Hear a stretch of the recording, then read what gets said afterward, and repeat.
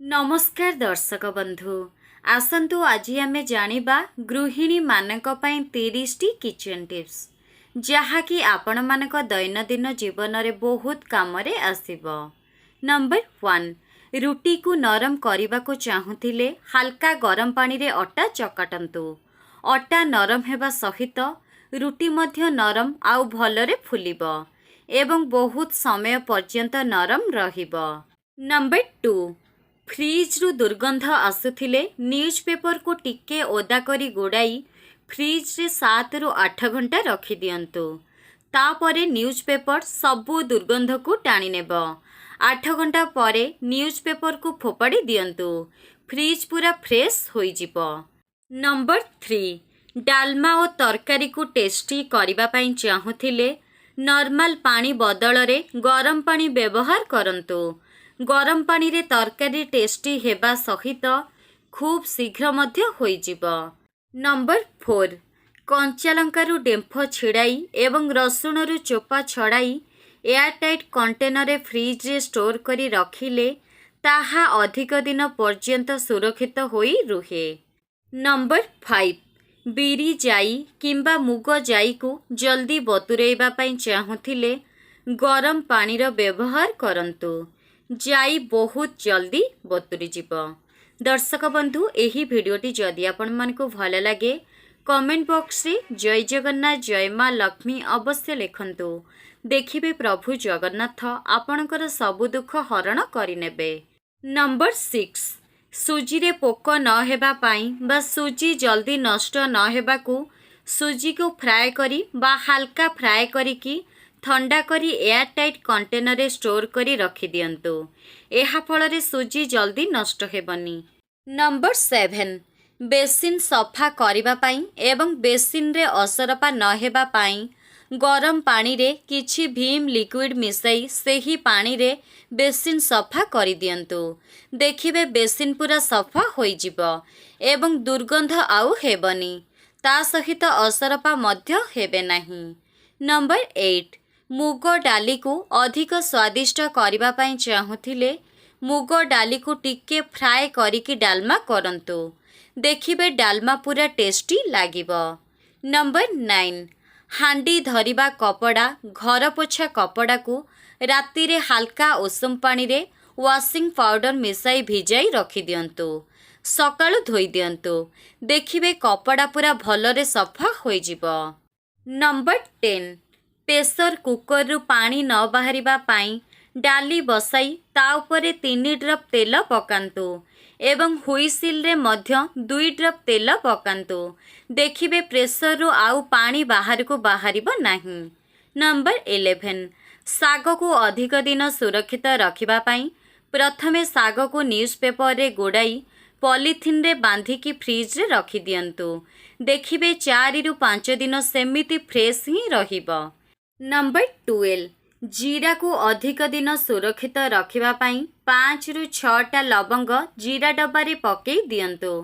देखिबे जीरा अधिक दिन पर्यंत सुरक्षित रहिबो। नंबर 13 जदि तरकारी रे अधिक लूण होई जाए ताहाले तरकारी रे किछि अटा गुळा पकाई दियंतु एवं किछि समय परे काढी दियंतु। अटा गुळा सबु लूण भिड़ी देई थाए।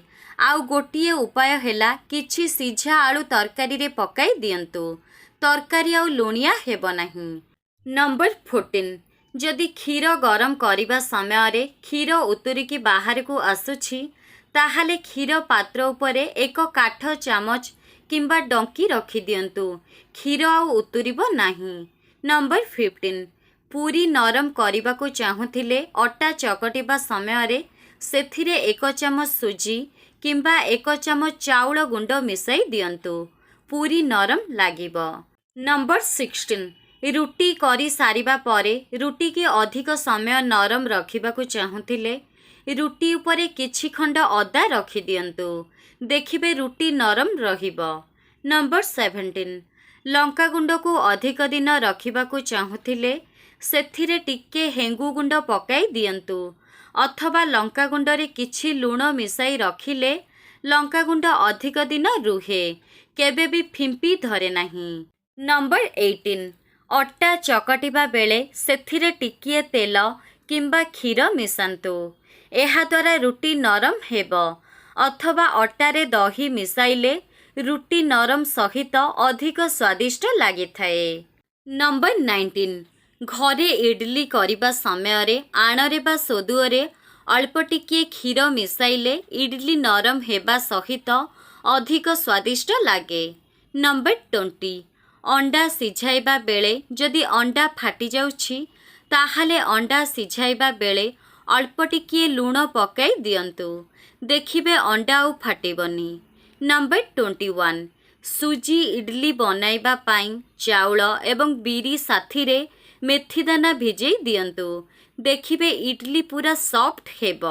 ନମ୍ବର 22, ସବୁଜ ପନିପରିବା ରୋଷେଇ କଲା ସମୟରେ କେବେ ବି ଖାଇବା ସୋଢ଼ା ପକାନ୍ତୁ ନାହିଁ।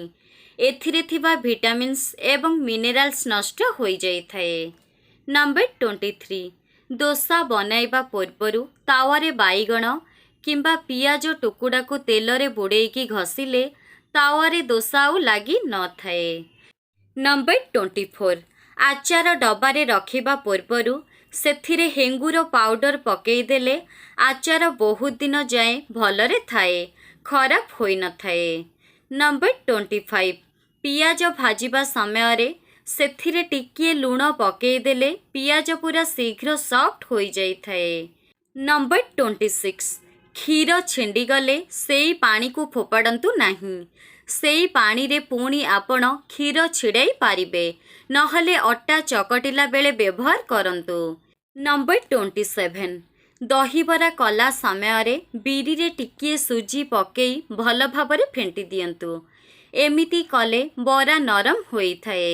ନମ୍ବର 28, ଆଳୁ ପରଟା ତିଆରି କରିଲା ବେଳେ ଆଳୁ ମସଲାରେ ଟିକିଏ କସ୍ତୁରୀ ମେଥି ମିଶାଇ ଦିଅନ୍ତୁ। ଦେଖିବେ ଆଳୁ ପରଟା ଏତେ ସ୍ୱାଦିଷ୍ଟ ହେବ ଯେ ସମସ୍ତେ ଅଧିକ ମାଗିକି ଖାଇବାକୁ ଇଚ୍ଛା କରିବେ। ନମ୍ବର 29, ରସୁଣକୁ ଜଲ୍ଦି ଚୋପା ଛଡ଼େଇବା ପାଇଁ କିଛି ସମୟ ପାଣିରେ ରଖିଦିଅନ୍ତୁ। ତାପରେ ଦେଖିବେ ରସୁଣରୁ ଚୋପା ଶୀଘ୍ର ବାହାରିଯିବ। ନମ୍ବର 30, କ୍ଷୀରରୁ ଅଧିକ ମଲେଇ ବାହାର କରିବା ପାଇଁ ହେଲେ କ୍ଷୀରକୁ ସଠିକ୍ ଭାବରେ ଫୁଟାଇବା ପରେ ଏହାକୁ ଥଣ୍ଡା ହେବାକୁ ରଖନ୍ତୁ ଏବଂ ପରେ ଫ୍ରିଜରେ ରଖନ୍ତୁ। ଏହି କାରଣରୁ କ୍ଷୀରରେ ଥିବା କ୍ରିମ୍ ଅଧିକ ପରିମାଣରେ ମୋଟା ହୋଇଯିବ। ମୁଁ ଆଶା କରୁଛି ଆଜିର ଭିଡ଼ିଓଟି ଆପଣମାନଙ୍କୁ ବହୁତ ଭଲ ଲାଗିଥିବ। ଭିଡ଼ିଓ ଭଲ ଲାଗିଲେ ପ୍ଲିଜ୍ ଭିଡ଼ିଓକୁ ଗୋଟେ like, share, comment and subscribe କରିବାକୁ ଭୁଲନ୍ତୁ ନାହିଁ। ସାଇଟ୍ରେ ଥିବା ବେଲ୍ ଆଇକନ୍କୁ ପ୍ରେସ୍ କରନ୍ତୁ, ଯାହାଫଳରେ ମୁଁ ଅପଲୋଡ଼ କରୁଥିବା ପ୍ରତ୍ୟେକ ଭିଡ଼ିଓର ନୋଟିଫିକେସନ୍ ଆପଣମାନଙ୍କ ପାଖରେ ପହଞ୍ଚିଯିବ।